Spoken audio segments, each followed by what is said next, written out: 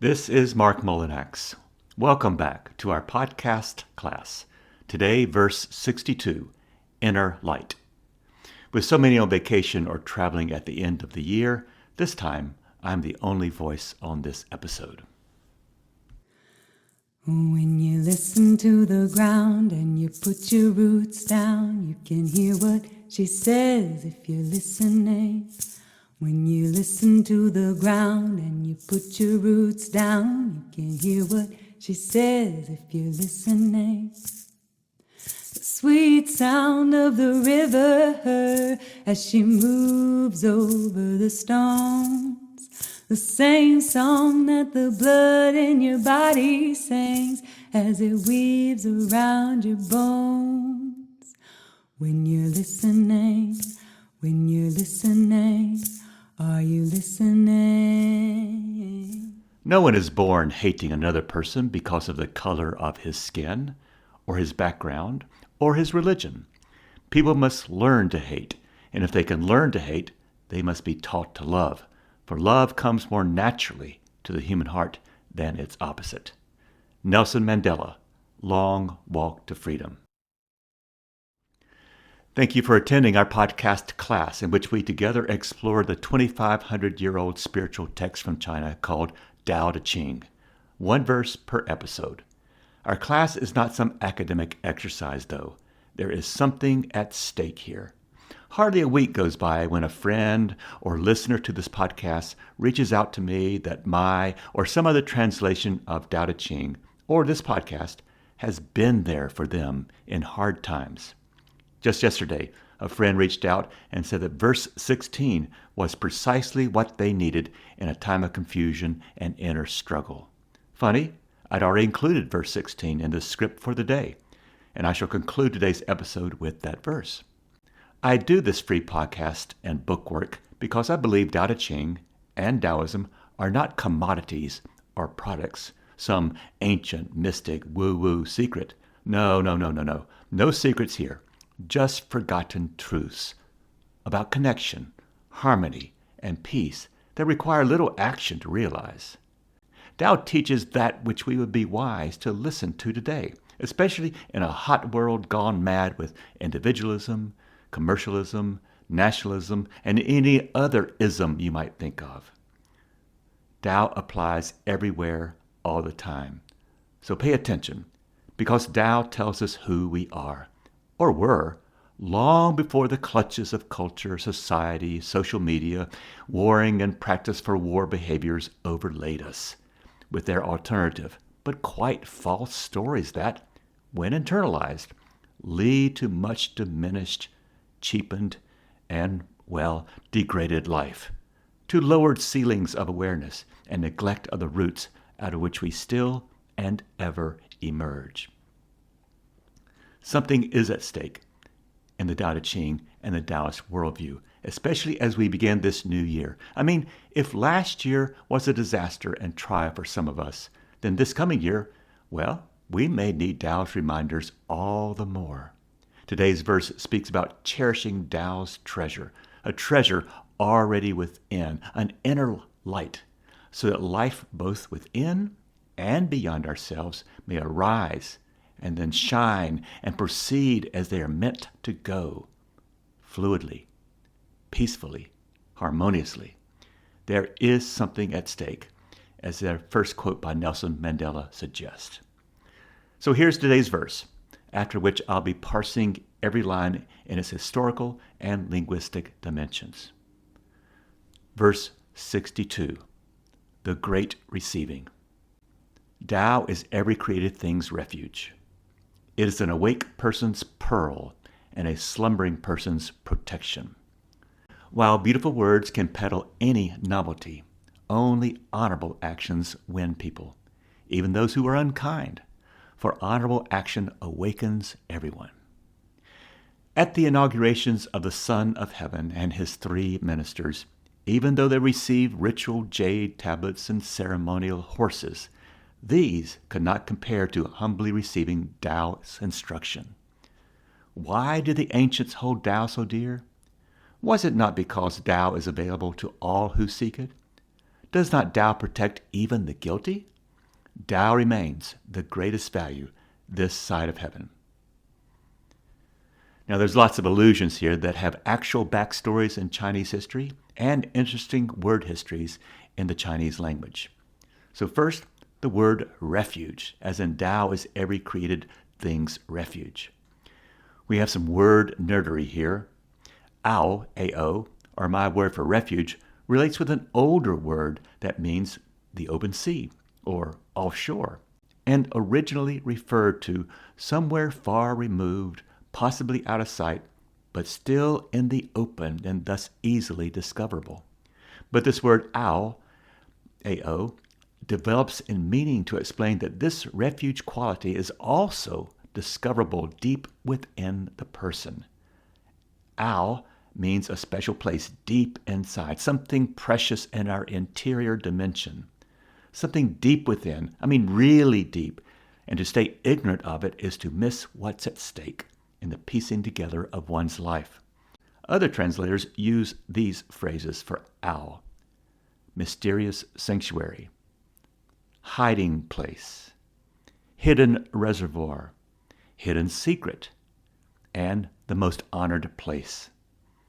The Chinese philosopher Wu Ching, born in 1249 AD or CE, wrote, "Sanctuary means the most honored place. The layout of ancestral shrines included an outer hall and an inner chamber.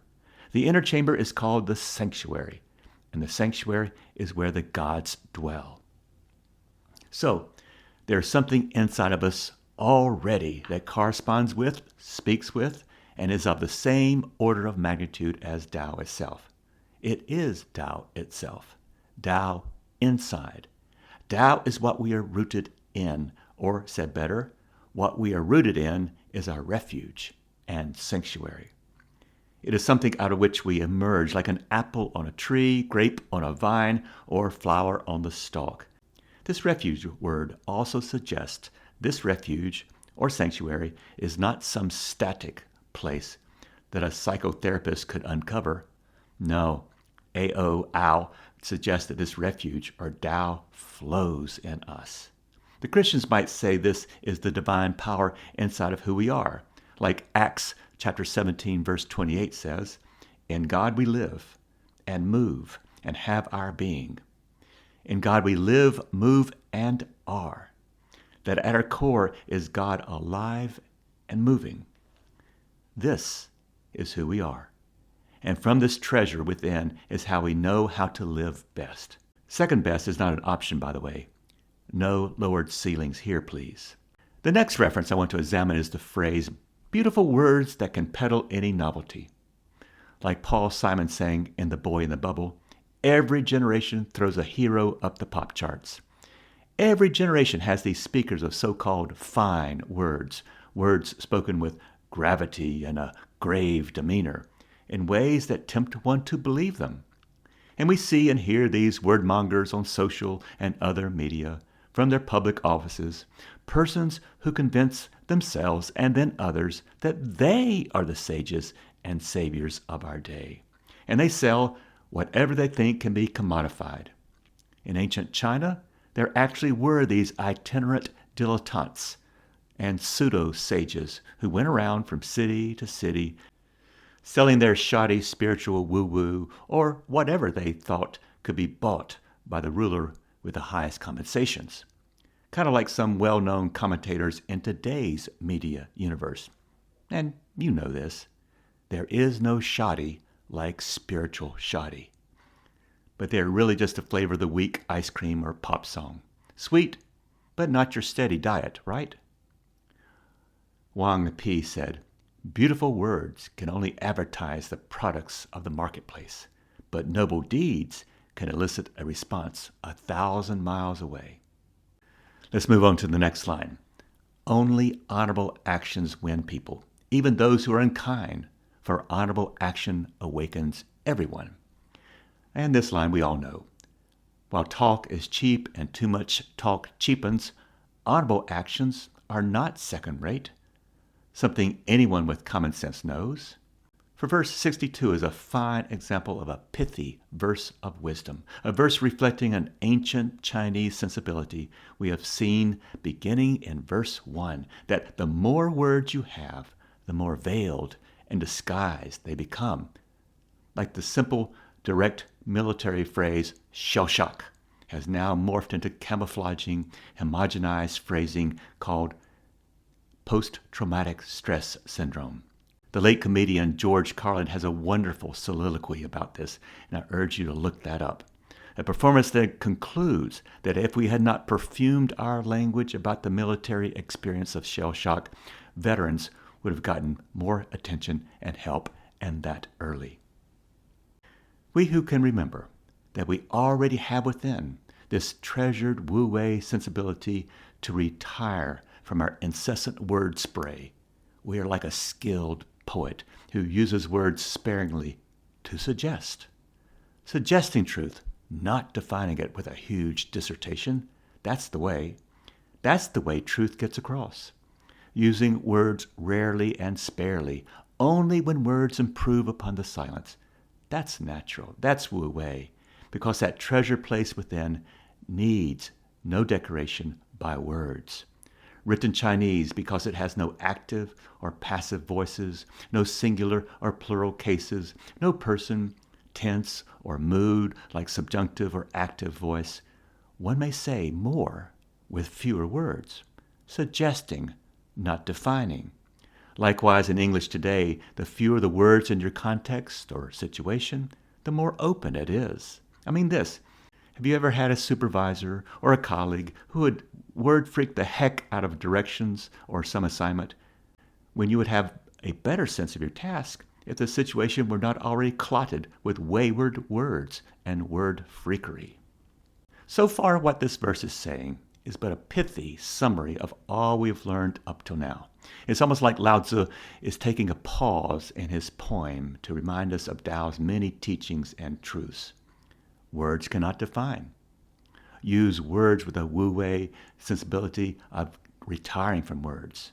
There is something deep and good and nourishing within us that corresponds to the universe, nature, and its billions of evolving processes. We are there.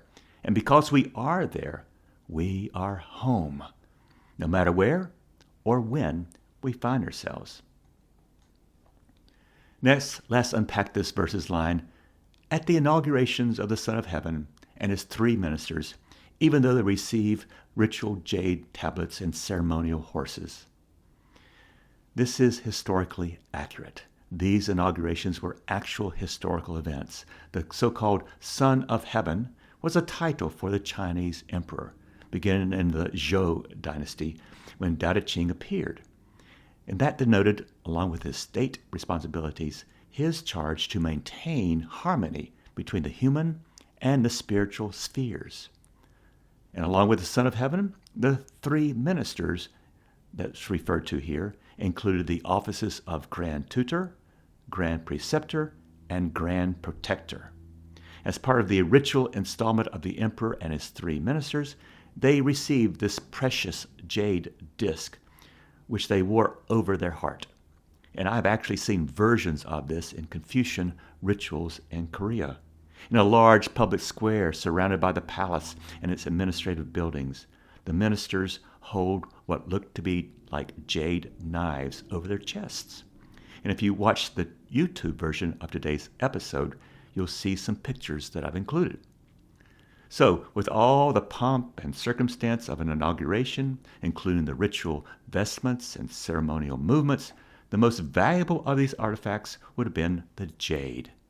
Incredibly expensive and very difficult to carve and render, the highest ranked officials would actually be buried with their jade, the thought being that the jewel would aid their crossing over into the next life after they died. Yet, says our author in Tao, not inexpensive jade is our life kept. Our refuge and treasure are within. Receiving jade and horses cannot compare to humbly receiving Tao's instruction. Let that sink in. When you're listening, Are you listening? When you're listening, when you're listening, are you listening? Finally, let's look at the final 4 sentences, 3 of which are questions. Why did the ancients hold Tao so dear? Was it not because Tao is available to all who seek it? Does not Tao protect even the guilty? Tao remains the greatest value this side of heaven. Note these truths. Tao is available to all. No one is excluded. It is found within, without searching without. There's nothing you can do to sever your Tao connection. Nothing. My class, this is a bombshell. This Tao, even on your most miserable day, like the day you got that diagnosis, your Tao connection is still your innermost treasure. Tao is ever involved at your core, your emerging fullness of being, your greatest sense of elegance and grace. Tao is your deepest intelligence of life at its depths, all of which are homecoming welcome for our prodigal selves. Tao is thus our human calling us back to our original greatness, original freedom, original suppleness, our rich texture of life.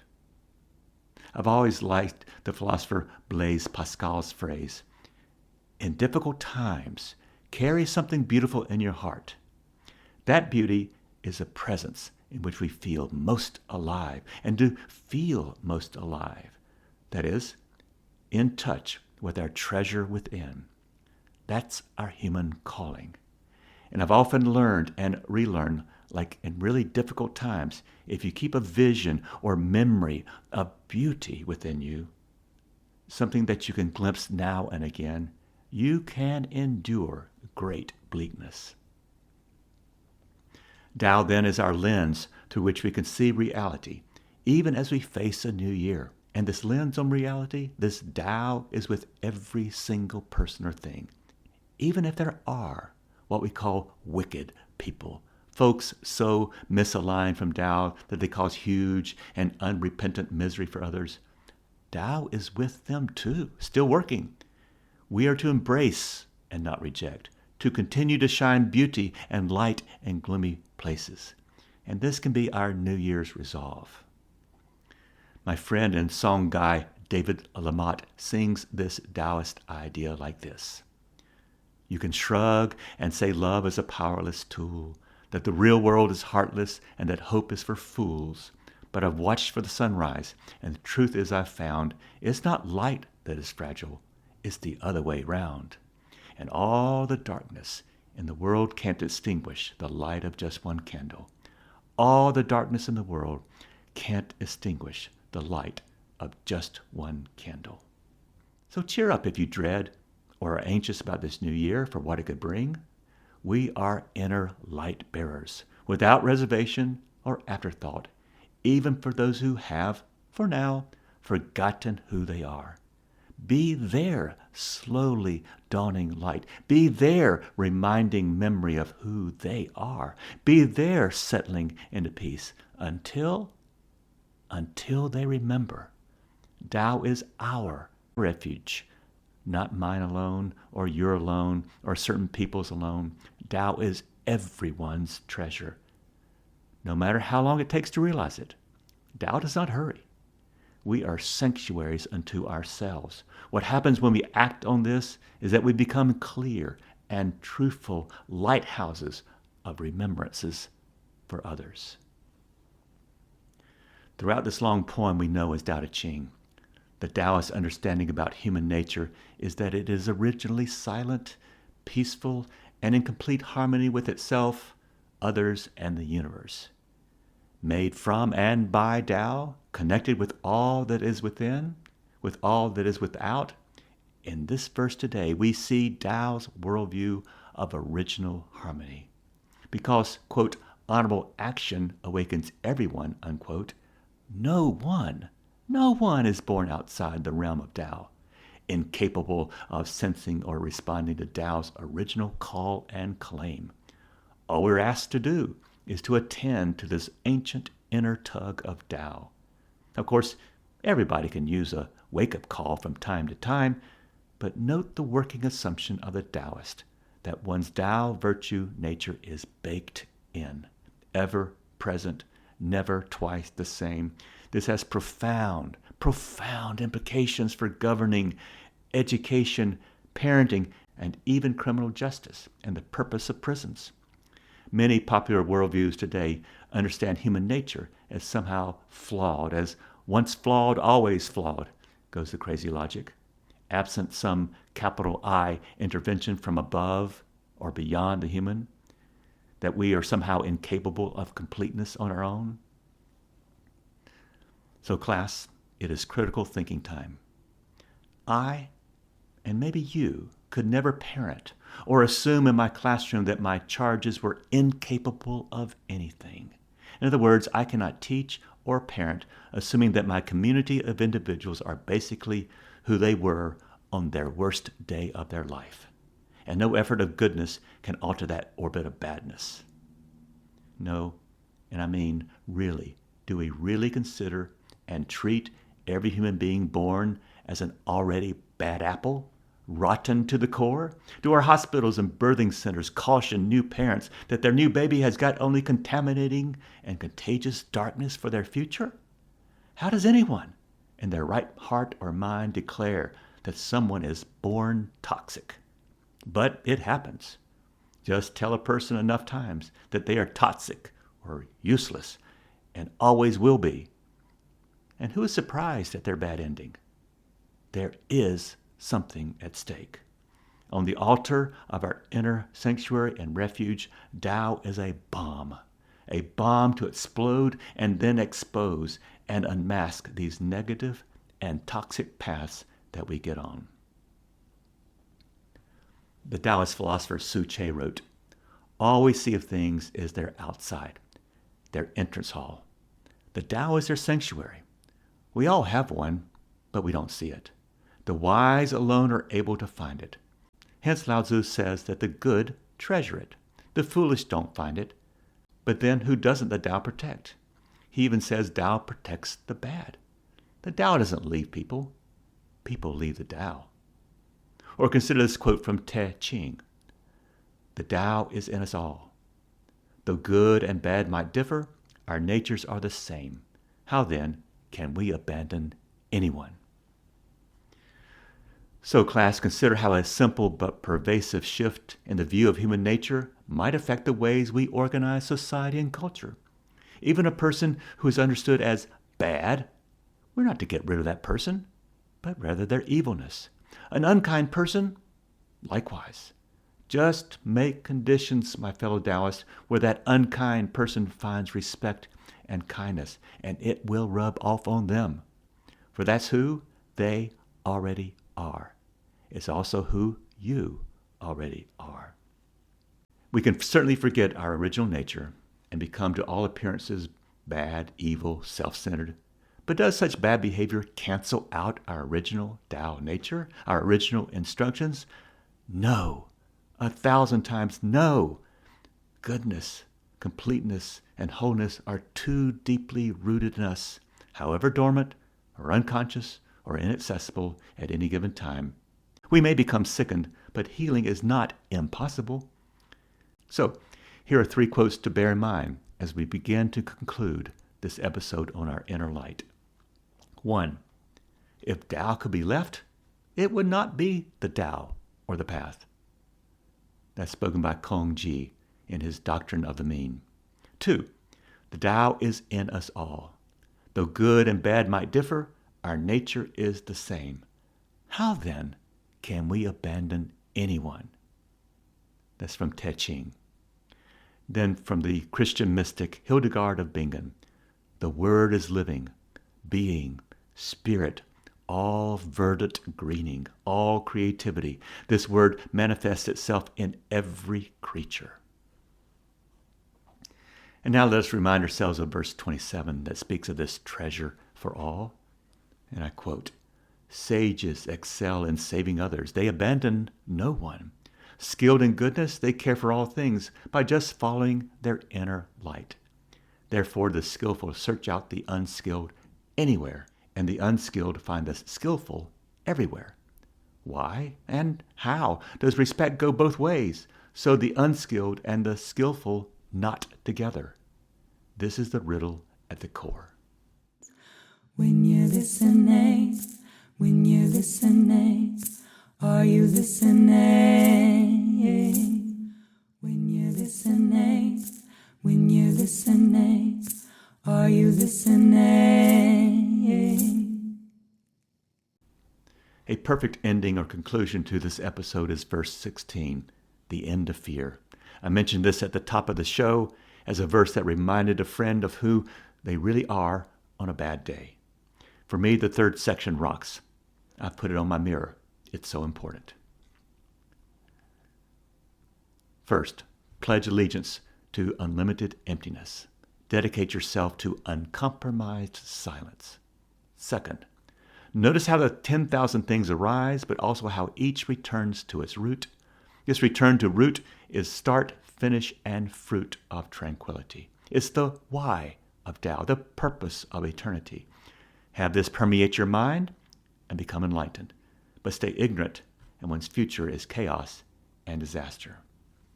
And third, and this is where the money shot is, when you align with your eternal source, your life evolves into acceptance of all, that overlays onto the dignity of all, that borders with heaven, the source of all, that follows Tao, which is eternal.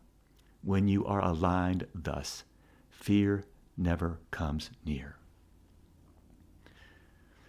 Fear never coming near is the reason for this verse 62. This Tao, our innermost treasure and refuge, our inner light, there is something at stake. For no matter where or when you are, there is Tao, always there, never twice the same, always reminding us that we are not made from, nor made for, crap, or the trash bin, or the junk pile. Homework. I ask you to join me in reaching down deep inside yourself and discover the truth that your existence keeps calling you to see and hear and acknowledge. This is your way, your Tao to true peace. For every change in life begins within. One individual, like you or like I am, just re-envisioning our microverse the way it can be or ought to be, who settles for nothing less, you and I will be noticed by others, who then light their candle off your light, leading to a joining of lights, a transforming fire to reverse the world back to its original verses or instructions. It all starts within, just one person seeking peace. Will you become that person in touch with their inner light? Finally, as we often do, here's a child-friendly rendering of verse 62. May we surrender to its good and newsy truths. Verse 62, Tao is here for everyone. Tao is like a cozy shelter for everything in the world. It's a secret treasure for those who are wise and awake, and it's even a safe and quiet place for those not yet awake. Of course, fancy words can sell shiny things, but remember it's kind and honest actions that touch the heart. Even someone grumpy and mean feels better when kindness comes their way. Imagine some grand ceremony where a king and his helpers get special gifts, like precious stones and beautiful horses, but none of these gifts is as precious as learning the ways of Tao with a humble heart. Long ago, people loved Tao deeply. Do you know why? Because Tao is always there for anyone who wants it. Even for someone who's always making mistakes, Tao is there, reassuring. Tao is the best treasure in all the world. This free podcast is a production of many, including Audrey Davis on artwork, Molly Hartwell singing. Fortress Press holds the copyright for quotations from my Tao Te Ching translation used here. May your days begin in peace and become the beautiful sanctuaries for the ever-present and custom-made hope our world requires. Are you listening?